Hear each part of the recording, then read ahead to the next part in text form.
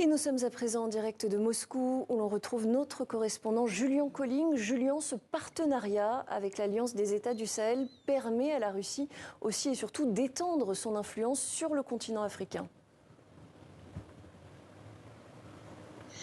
Oui, bien sûr, et c'est une priorité en fait géopolitique, mais aussi stratégique. Depuis des années pour la Russie, ce n'est pas nouveau. Cela fait environ une dizaine d'années à peu près que la Russie propose ses services effectivement dans le domaine de la sécurité à différents leaders africains, et notamment on l'a vu dans les pays du Sahel, d'anciens pays francophones.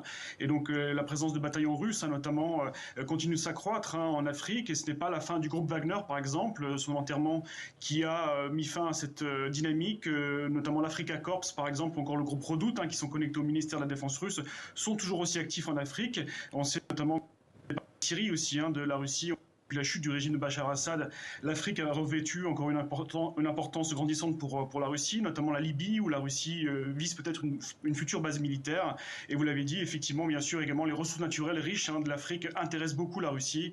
On sait notamment que les groupes paramilitaires justement russes sont souvent chargés de protéger des sites comme des mines de diamants, par exemple, ou encore des sites d'uranium, en se servant souvent dans la caisse, on peut dire, ou en profitant d'accords pour profiter également de ces ressources minières en échange.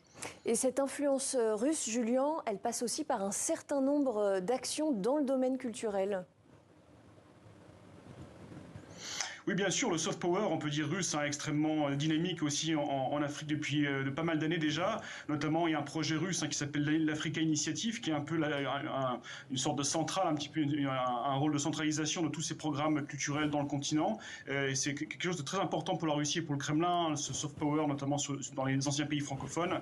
On sait que voilà, la Russie joue également sur la carte des anciens liens ancestraux entre l'ex-URSS à l'époque et les pays africains, notamment à Moscou, une célèbre université s'appelait à l'époque l'université Patrice Lumumba, du nom de l'ancien leader congolais. Et donc il y a énormément d'étudiants africains aussi en Russie, de plus en plus chaque année, qui font leurs études ici. Et cela passe également sur le continent africain par de différentes maisons de la Russie qui s'ouvrent un peu partout dans différentes capitales, au programme événements culturels, théâtraux par exemple, ou encore une fois des compétitions sportives par exemple, financées par la Russie. Tout ceci bien sûr sur un fond de vent un peu décolonial, en tout cas anti-français, qui souffle un petit peu en Afrique. Et la Russie en profite bien sûr en avançant ses cartes, mais dans le soft power, surtout dans les films, dans les séries ou dans les programmes culturels, encore une fois. Merci beaucoup, Julien Colling, en direct de Moscou, en Russie.